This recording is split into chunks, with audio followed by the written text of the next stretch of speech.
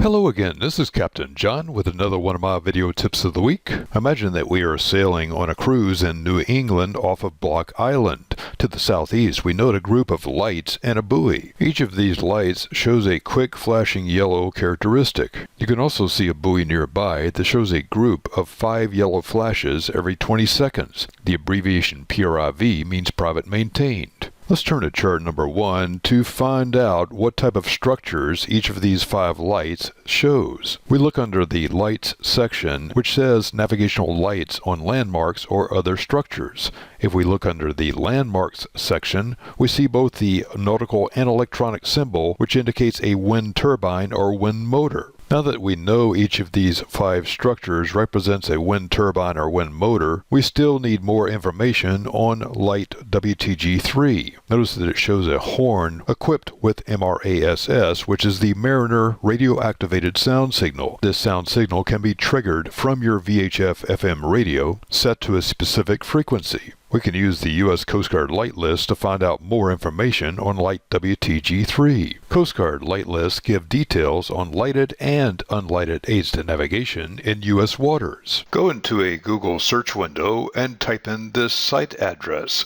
This will take you to the U.S. Coast Guard Navigation Center homepage. Here you can see the 9 regions covered by the U.S. Coast Guard Light Lists. Click on the region that covers New England waters. Download this PDF file and save it to your computer. Open up that file and click on the magnifying glass search icon. Type in MRASS in the search window and then click on Next. Here you can see our 5 lights are part of the Block Island Wind Farm. We find light WTG3 and look in the far right column for information on the MRASS characteristic. This fog signal is radio activated during times of reduced visibility. We need to turn our VHF FM radio to channel 83A, key the microphone 5 times. This will activate the fog signal, which will sound one blast every 20 seconds for 60 minutes. Now you know how to use chart number 1 and the U.S. Coast Guard Light List to find out more information on any lighted or unlighted aid to navigation in U.S. waters. Use easy sailing navigation tips like these to sail safer on the waters of the world. This is Captain John, and this has been another one of my video tips of the week.